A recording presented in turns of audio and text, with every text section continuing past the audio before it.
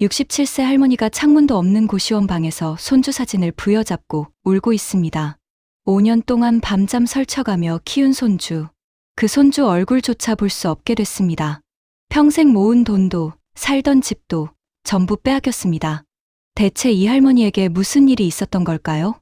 그리고 이 할머니는 어떻게 모든 것을 되찾았을까요?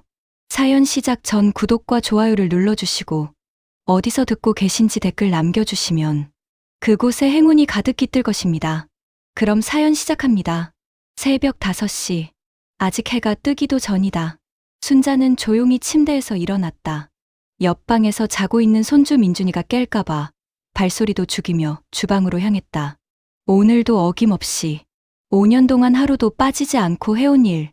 순자는 냉장고를 열었다. 어제 저녁에 미리 꺼내둔 쇠고기가 있었다.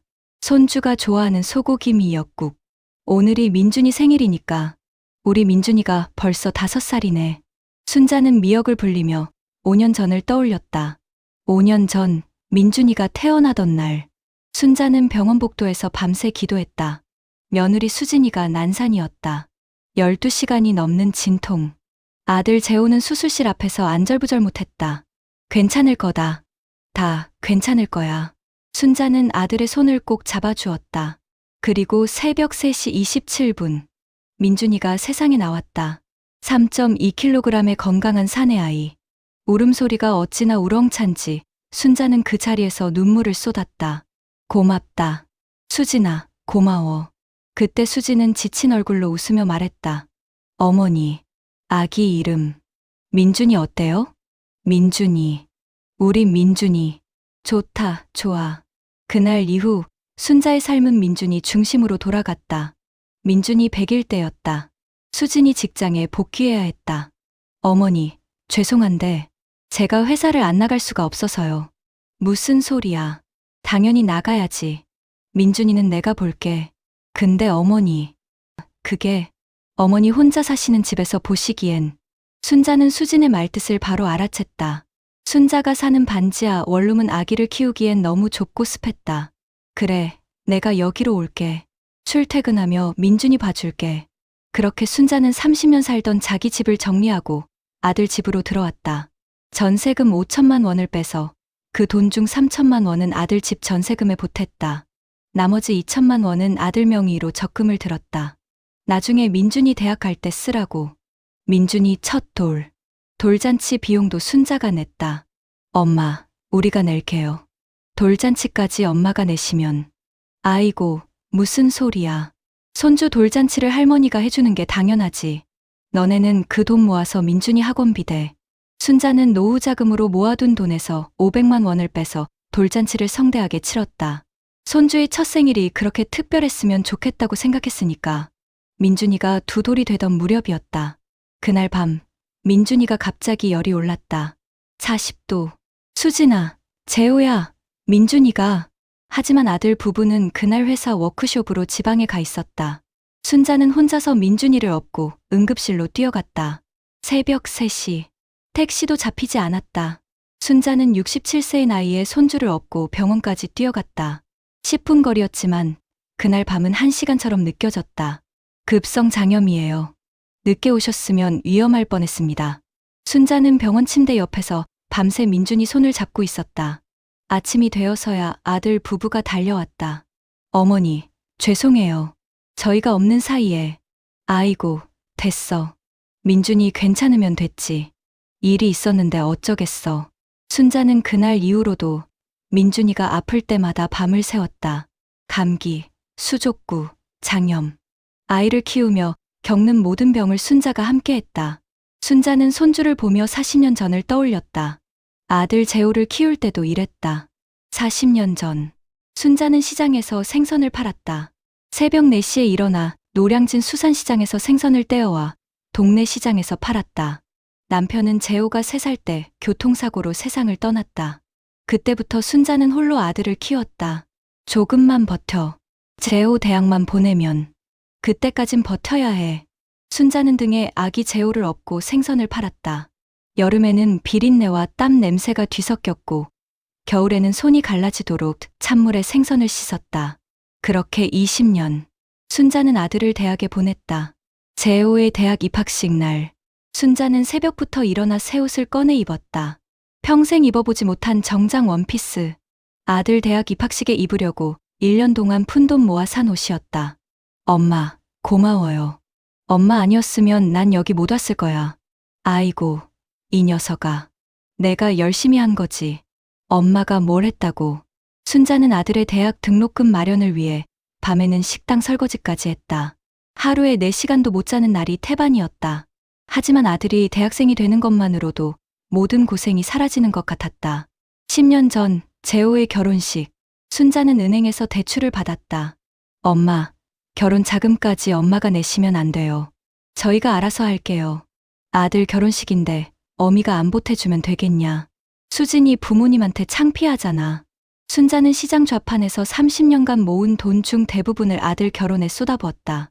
결혼식 비용 1천만 원, 신혼집 전세금 보탠 돈 3천만 원. 순자에게 남은 건 월 50만 원짜리 국민연금과 반지하 원룸뿐이었다. 어머니, 정말 감사해요. 평생 은혜 잊지 않을게요. 아가, 은혜가 무슨 은혜야. 우리 재호 잘 부탁한다. 그날, 수지는 정말 예쁘게 웃었다. 순자는 그 웃음이 진심이라고 믿었다. 순자는 미역국을 끓이며 생각했다. 그래도 다 지난 일이지. 이제 민준이만 건강하게 자라면 돼. 미역국 냄새가 집 안에 퍼졌다. 순자는 밥솥 뚜껑을 열고 갓 지은 밥을 퍼담았다. 아침 6시, 아들 부부의 방문이 열렸다. 수진이 방에서 나왔다. 평소와 달리 표정이 굳어 있었다. 일어났니? 민준이 생일이라 미역국 끓여놨어. 민준이 깨워서 같이 먹자. 수지는 대답하지 않았다. 대신 소파에 앉아 있는 재호를 한번 쳐다봤다. 재호는 고개를 숙인 채 순자와 눈을 마주치지 않았다. 왜들 그래? 무슨 일 있어? 수진이 팔짱을 끼며 입을 열었다. 어머니, 저희 친정 상황 아시죠? 친정, 무슨 일인데? 이번에 망했어요. 뭐, 망했다니 그게 무슨. 집도 경매로 넘어갔고요. 빚이 3억이에요. 그래서 지금 부모님이 갈 데가 없대요. 순자는 가슴이 철렁했다. 수진의 친정 부모님은 작은 공장을 운영하고 있었는데 그게 망했다는 거였다. 아이고야, 얼마나 힘드시겠어. 그래, 내가 도울 일 있으면 말해. 수진은 순자의 말을 듣고 살짝 입꼬리를 올렸다. 그 웃음이 묘하게 차가웠다. 네, 그래서요. 저희 부모님이 여기서 지내셔야 할 것 같아요. 여기서? 네. 뭐, 잠깐이면 괜찮지 않을까 싶어서요. 순자는 고개를 끄덕였다. 며느리 부모님이 어려운 상황이니 당연히 도와야 한다고 생각했다. 그래, 뭐 잠깐이면 괜찮지. 가족끼리 도와야지. 하지만 수진의 다음 말이 순자를 얼어붙게 했다. 빚 갚으려면 최소 2, 3년은 걸린대요. 어이구야. 2, 3년이나? 저희 부모님이 2분이시잖아요. 방이 2개 필요한데 어머니까지 계시면 공간이 안 나와요. 순자는 귀를 의심했다. 지금 뭐라고 한 거지? 뭐라고? 그래서요 어머니가 다른 데서 지내주셨으면 해요. 순자의 다리에서 힘이 빠졌다. 5년. 손주를 키운 5년. 밤새 아이를 돌보고 새벽부터 밥을 해온 5년. 그 세월이 한순간에 무너지는 것 같았다. 내가 이 집에서 손주만 5년을 키웠다. 애 아프면 병원 없고 뛰어다니고 밤마다 안 자면 분유 먹인 게 나야. 그런데 이제 고시원 가라고? 그건 저도 감사하게 생각해요. 근데 어머니 안 나가시면 저희 부모님이 길바닥에 나앉아요. 어머, 얘 좀 봐. 순자는 아들을 쳐다봤다. 재호는 여전히 고개를 숙인 채였다. 재호야, 너는 뭐라고 안 해? 지금 내 마누라가 무슨 소리를 하는 거야? 재호가 천천히 고개를 들었다. 하지만 그 눈에는 미안함보다 곤란함이 더 많이 보였다. 엄마, 상황이 좀 그래요. 장인어른 장모님이 진짜 좀 급해요. 뭐, 너까지 이러는 거야?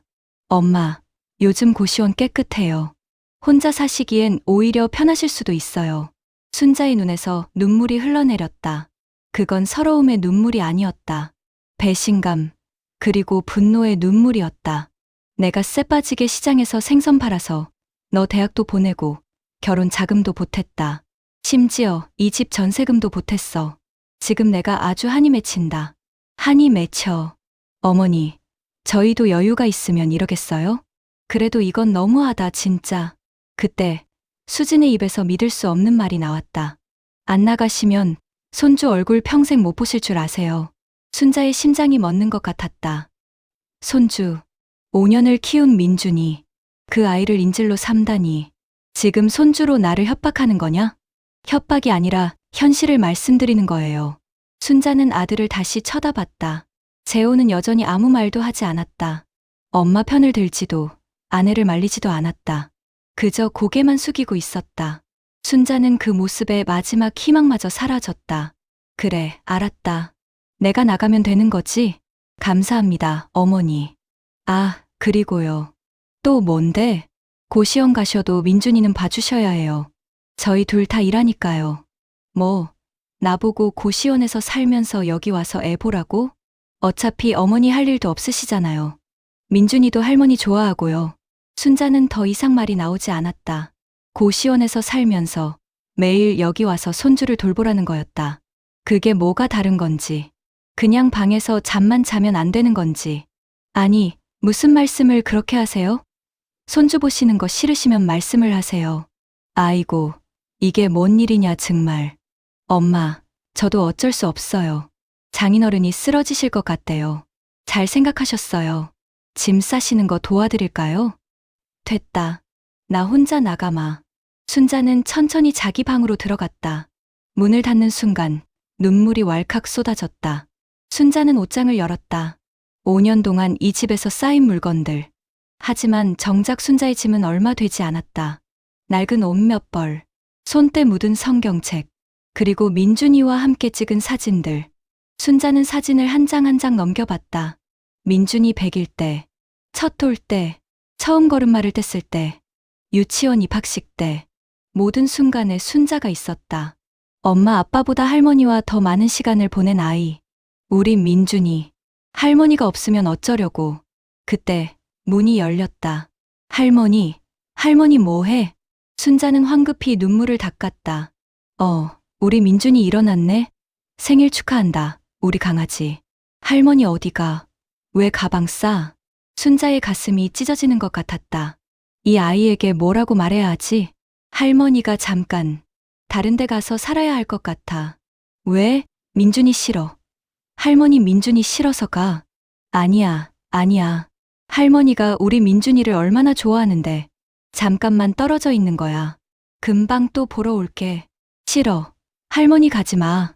그때 수진이 방문을 열고 들어왔다. 민준아, 엄마 왔어. 할머니 바쁘시대. 우리 밥 먹으러 가자. 싫어. 할머니. 수진은 아이를 안고 방을 나갔다. 민준이의 울음소리가 점점 멀어졌다. 순자는 그 자리에 주저앉았다. 5년. 이렇게 끝나는 건가? 고시원. 순자가 도착한 곳은 월세 35만 원짜리 고시원이었다. 3평 남짓한 방. 침대 하나 놓으면 꽉 차는 공간. 창문도 없었다. 고시원 관리인. 여기에요. 밥은 1층에서 먹고 샤워실은 공용이에요. 네, 감사합니다. 관리인이 나가자 순자는 작은 캐리어를 열었다. 그 안에는 평생을 담기에 너무 작은 짐이 들어 있었다. 옷 몇 벌, 성경책, 그리고 민준이와 찍은 사진. 순자는 사진을 작은 책상 위에 올려놓았다. 민준이가 웃고 있는 사진이었다. 우리 민준이, 지금 뭐 하고 있을까? 순자는 휴대폰을 꺼내 민준이에게 영상통화를 걸었다. 신호가 갔다. 하지만 연결이 끊겼다. 순자는 다시 전화를 걸었다. 또 끊겼다. 3번째, 4번째, 5번째. 모두 끊겼다.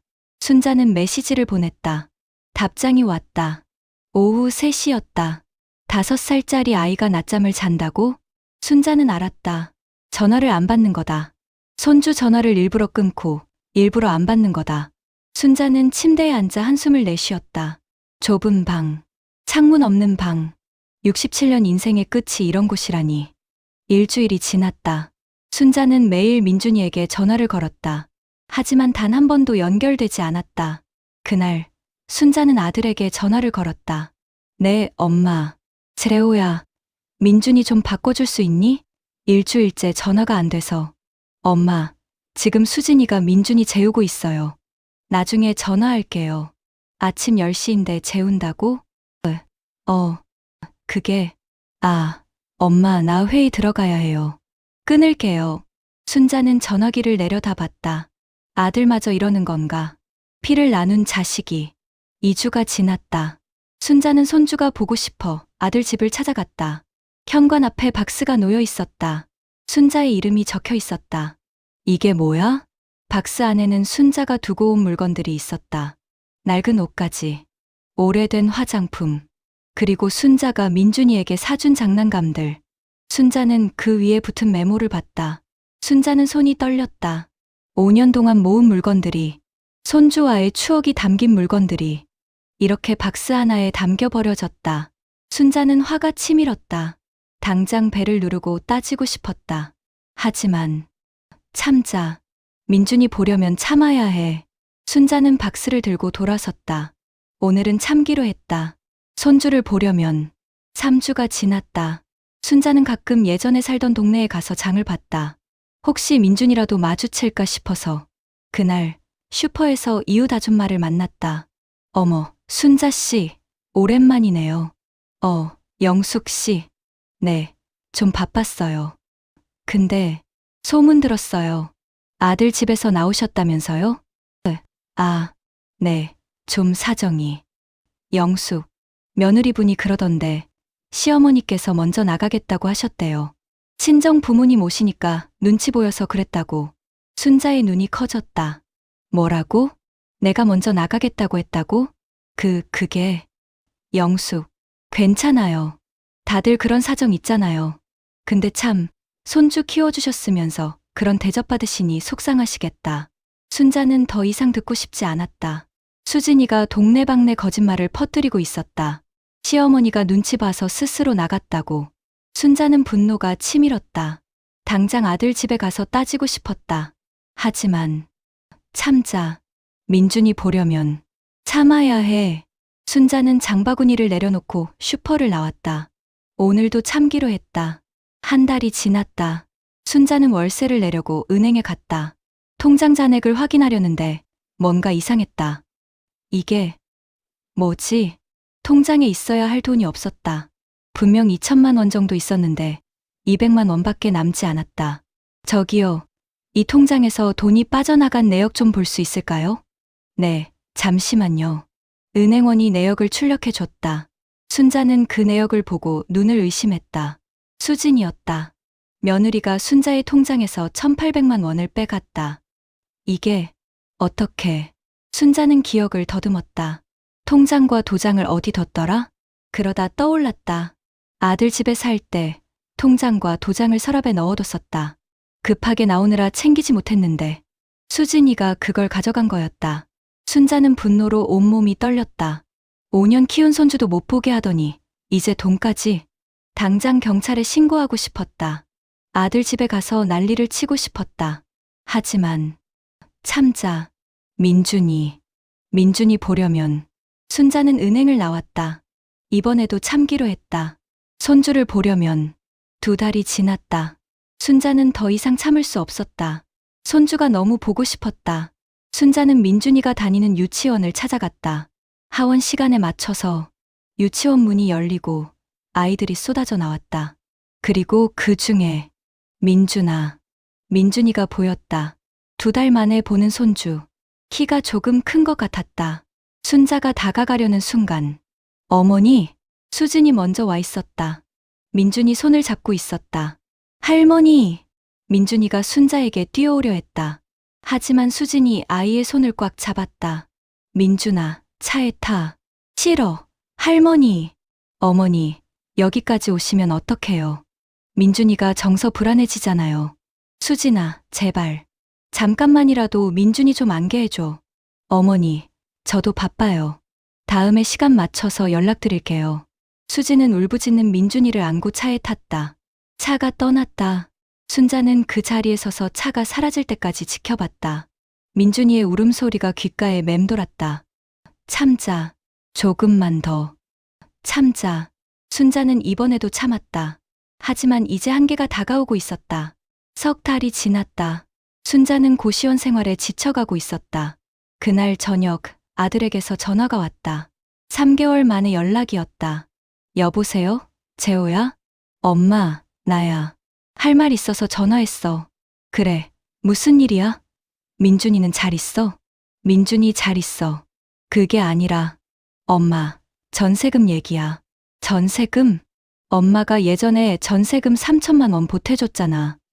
그거 돌려받으실 생각 없으시지?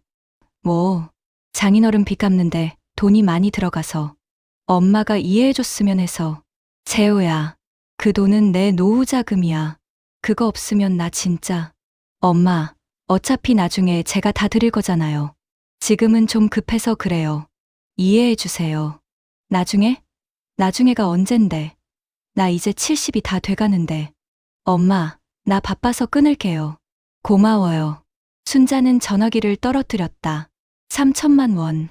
평생 모은 돈. 그걸 돌려받지 말라고? 순자는 한참을 멍하니 앉아 있었다. 이제 남은 돈은 200만 원뿐이었다. 월세 35만 원, 생활비. 6개월도 버틸 수 없었다. 하나님, 이게 뭔 일입니까? 대체 뭔 일입니까? 순자는 그날 밤 처음으로 울었다. 고시원에 온 후 처음으로 참았던 모든 것들이 터져나왔다. 다음 날 아침, 순자는 공원 벤치에 앉아 멍하니 하늘을 바라보고 있었다.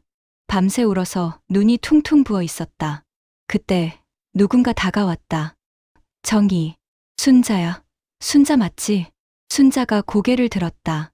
그곳에는 40년 전 시장에서 함께 장사하던 친구, 정희가 서 있었다.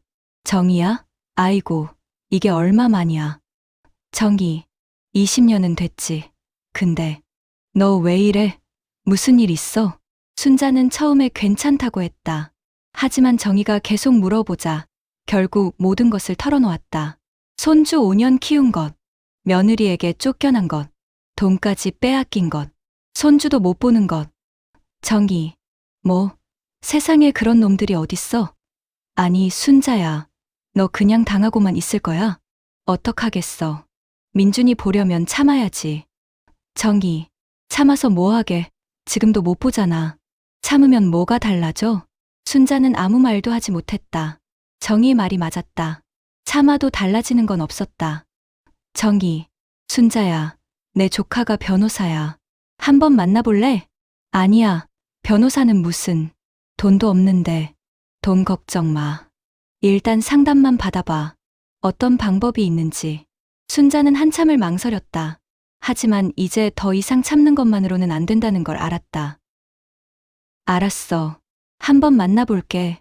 일주일 후, 순자는 정희의 조카가 운영하는 법률사무소를 찾았다. 박 변호사. 안녕하세요, 어머니. 박준혁이라고 합니다. 고모한테 말씀 들었어요. 네. 저도 뭘 어떻게 해야 할지 몰라서.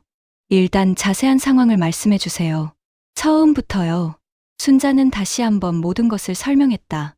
결혼 자금 4천만 원, 전세금 3천만 원, 통장에서 빠져나간 1,800만 원, 손주 5년 육아, 그리고 쫓겨난 것. 박 변호사는 메모를 하며 듣다가 눈이 커졌다. 박 변호사. 어머니, 그 아파트 전세 계약서 가지고 계세요? 네? 계약서요? 그게 집에.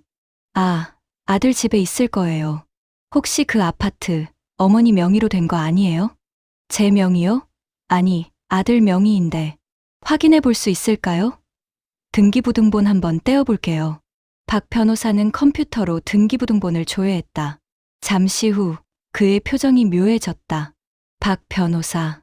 어머니, 이 아파트 어머니 명의예요. 네? 그게 무슨 소리예요?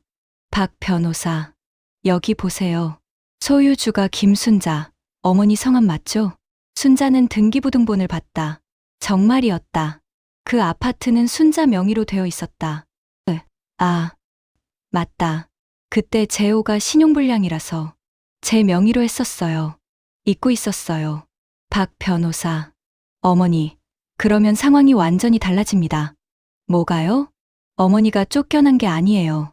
어머니 집에서 어머니를 쫓아낸 거예요. 법적으로 아들 부부가 세입자고 어머니가 집주인입니다. 순자는 멍했다. 내가 집주인, 그 집이 내 집, 그리고 어머니, 며느리분 친정 상황도 확인해 봤는데요. 친정이요? 거기 파산했다던데. 박 변호사. 파산이 아닙니다. 네. 제가 법원 기록을 확인해 봤는데 며느리분 친정은 파산 신청 기록이 없어요. 오히려 박 변호사는 서류를 꺼냈다. 며느리분 친정 부모님 3개월 전에 베트남의 아파트를 구입하셨더라고요. 금액이 5억 원 정도. 뭐라고요? 파산은 거짓말이었어요. 오히려 재산을 해외로 빼돌리고 있었던 거죠. 아마 세금 문제가 있었던 것 같아요. 순자는 의자에서 일어날 수가 없었다. 파산이 거짓말? 그래서 나를 쫓아낸 거야? 처음부터 계획된 거였어? 그리고 어머니 통장에서 빠져나간 돈, 이건 명백한 횡령입니다. 형사 고소 가능해요. 횡령, 형사 고소, 박 변호사. 어머니, 지금부터 제가 말씀드리는 대로 하시면 모든 걸 되찾으실 수 있어요. 집도, 돈도, 그리고 손주도요. 순자의 눈에서 눈물이 흘러내렸다. 하지만 이번 눈물은 달랐다. 서러움이 아니었다. 희망이었다. 2주가 지났다. 순자와 박 변호사는 증거를 모으기 시작했다. 박 변호사. 어머니, 지금까지 모은 증거 정리해 볼게요. 이 정도면 충분합니다. 이제 다음 단계로 넘어가죠. 다음 단계요? 박 변호사. 어머니 집으로 돌아가시는 겁니다. 그날 밤, 순자는 고시원 방에서 짐을 정리하고 있었다. 그때 전화벨이 울렸다. 순자는 전화를 받았다. 박 변호사. 어머니, 박준혁입니다. 모든 준비가 끝났습니다. 네, 변호사님. 준비됐습니다. 순자는 전화를 끊고 창밖을 바라봤다. 창문 없는 고시원이었지만 마음속에는 햇살이 비치는 것 같았다. 이제 시작이다. 다음 날 오전 10시, 순자는 박 변호사와 함께 아파트 앞에 섰다. 4개월 만에 돌아온 곳이었다. 어머니, 긴장하지 마세요. 법적으로 어머니가 옳습니다. 네, 가시죠. 두 사람은 엘리베이터를 타고 올라갔다. 12층. 익숙한 복도. 그리고 익숙한 현관문. 순자는 초인종을 눌렀다. 잠시 후 문이 열렸다. 수진이 나왔다. 순자를 보자 표정이 굳어졌다.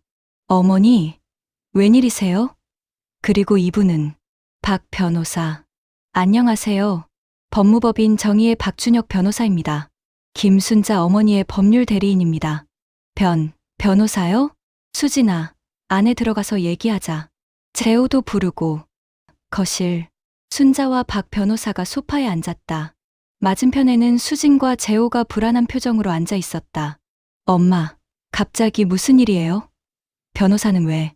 재호야, 엄마가 할 말이 있어. 조용히 들어. 박 변호사가 서류 가방을 열었다. 박 변호사. 먼저 이 아파트에 대해 말씀드리겠습니다. 박 변호사는 등기부등본을 테이블 위에 놓았다. 이 아파트의 소유주는 김순자 어머니입니다. 10년 전 아드님이 신용불량 상태여서 어머니 명의로 계약하셨죠. 수진의 얼굴이 하얗게 질렸다. 재호는 멍한 표정이었다. 그게 박 변호사. 두 번째, 어머니 통장에서 무단 이체된 1,800만 원입니다. 박 변호사는 은행거래 내역을 꺼냈다. 김수진 씨 명의로 이체됐네요. 어머니 동의 없이 통장과 도장을 사용한 건 횡령죄에 해당합니다. 아니, 그건 어머니가 주신 거예요. 생활비로 쓰라고. 거짓말 마라.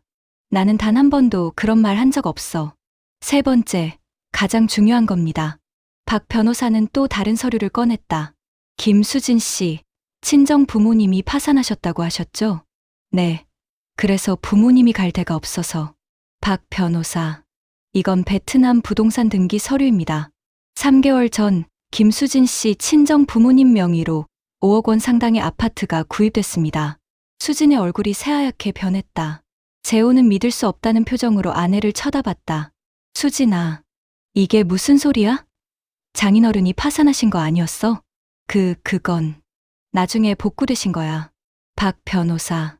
법원 기록을 확인했습니다. 김수진 씨 친정은 파산 신청 기록이 단 한 번도 없습니다. 처음부터 거짓말이었어요. 거실에 침묵이 흘렀다. 수진은 고개를 떨구었다.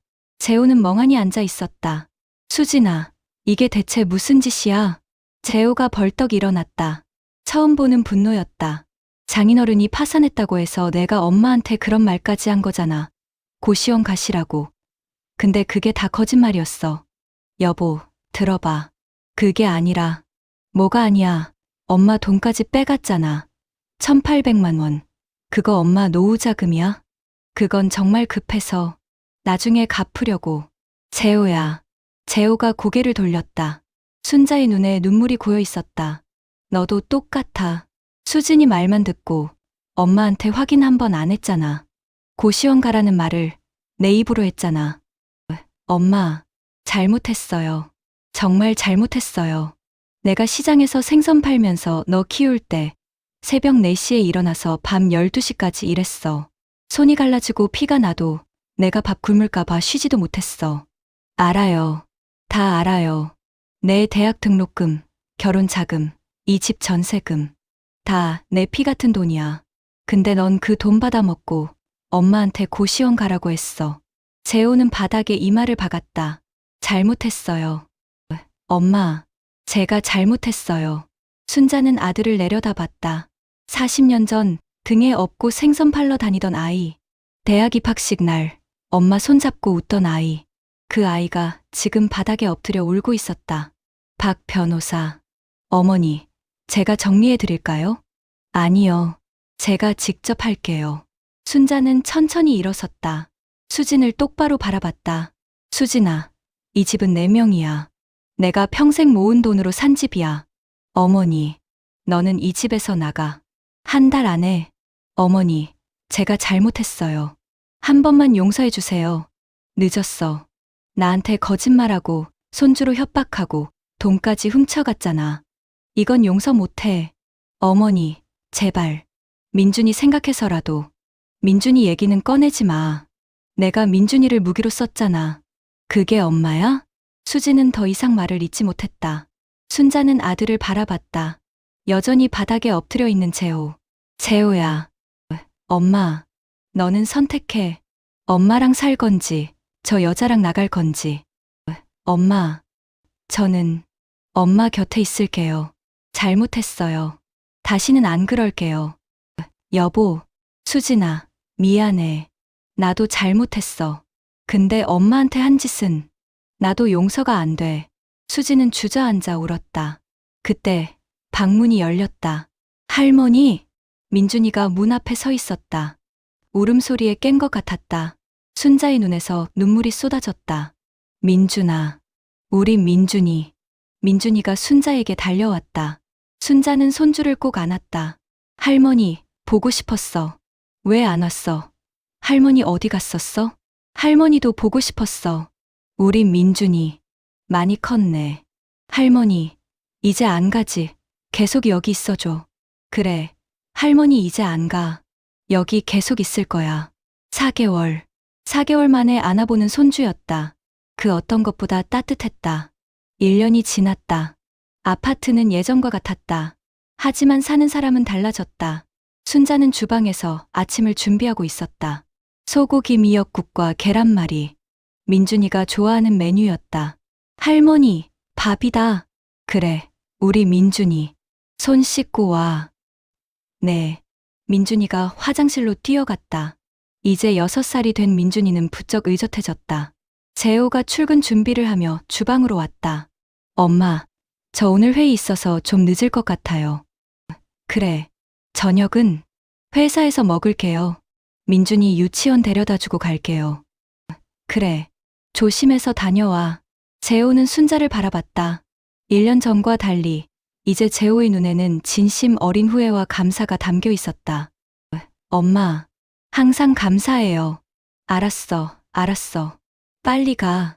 재호가 웃으며 현관으로 갔다. 민준아, 오늘 유치원에서 뭐 해? 오늘은 그림 그리는 날이야. 그래?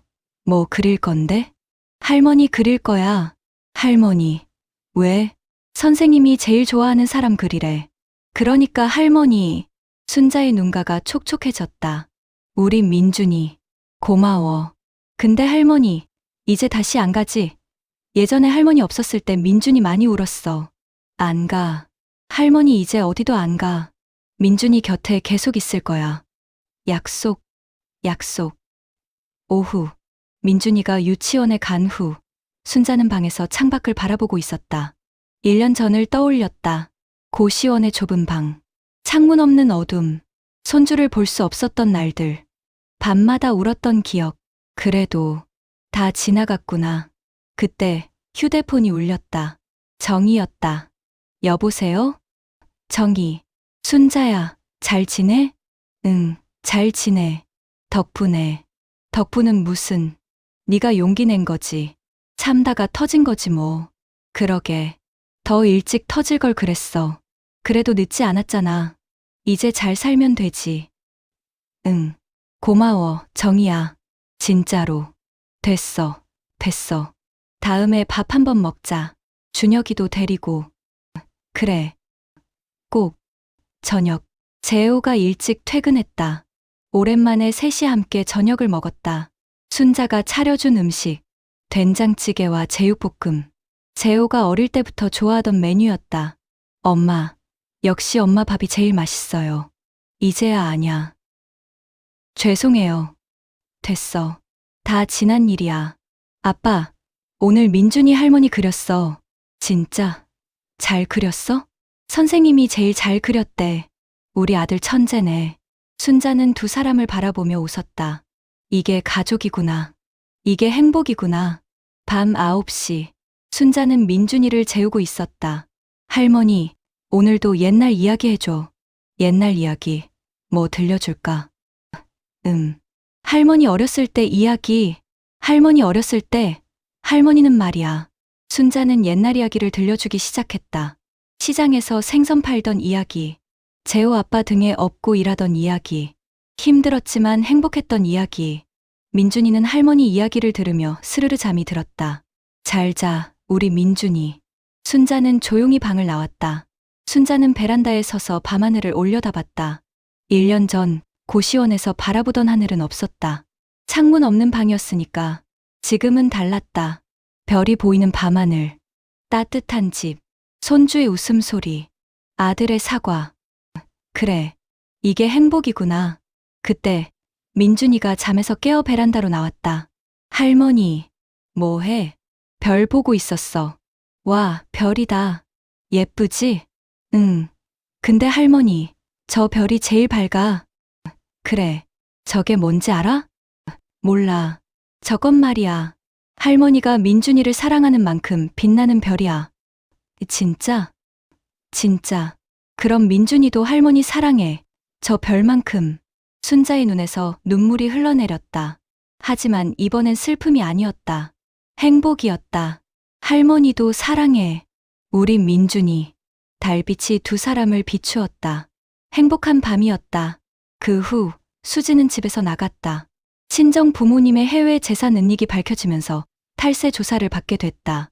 수진도 횡령 혐의로 고소당했지만 순자는 민준이를 위해 합의했다. 조건은 딱 하나. 민준이 양육권은 포기해라. 수지는 울며 동의했다. 재호는 이혼 후 어머니와 아들과 함께 살았다. 예전처럼 회사만 생각하던 모습은 사라졌다. 퇴근 후엔 항상 집으로 돌아왔다. 어머니 밥을 먹고 아들과 놀아주고 가족과 시간을 보냈다. 순자는 다시 평화를 찾았다. 손주와 함께하는 하루하루가 행복했다. 가끔 고시원 시절을 떠올렸다. 그때의 눈물, 분노, 서러움. 하지만 그 시간이 있었기에 지금의 행복이 더 소중하게 느껴졌다. 순자는 깨달았다. 참는 것만이 능사가 아니라는 것을. 때로는 용기를 내야 한다는 것을. 그래야 진짜 행복을 지킬 수 있다는 것을. 그리고 가장 중요한 것. 가족은 피가 아니라 마음으로 맺어지는 것이라는 걸. 1년 후, 수지는 원룸에서 혼자 살고 있었다. 남편과 이혼했다. 아들 양육권도 포기했다. 친정 부모님은 탈세 조사를 받고 있었다. 내가 뭘 한 거지? 후회가 밀려왔다. 하지만 이미 늦었다. 손으로 얼굴을 감쌌다. 눈물이 흘러내렸다. 어머니, 죄송해요. 정말, 죄송해요. 하지만 그 사과는 아무에게도 닿지 않았다. 이 이야기는 단순한 시어머니 vs 며느리 갈등이 아닙니다. 이것은 희생에 관한 이야기입니다. 평생을 자식을 위해 희생한 부모, 그 희생을 당연하게 여기는 자식, 그리고 그 관계를 이용하는 사람들. 순자는 참았습니다. 손주를 보기 위해, 가족을 지키기 위해. 하지만 참는 것만으로는 해결되지 않았습니다. 오히려 상황은 더 나빠졌습니다. 결국 순자가 용기를 낸 순간 모든 것이 바뀌었습니다. 이 이야기가 전하고 싶은 메시지는 이것입니다. 때로는 참지 않는 것이 사랑입니다. 자신을 지키는 것도 가족을 지키는 것입니다. 진짜 가족은 피가 아니라 마음으로 맺어집니다. 그리고 마지막으로 부모님께 아직 살아계실 때 더 자주 찾아뵙고 더 많이 사랑한다고 말씀드리세요. 나중에 후회하지 않도록.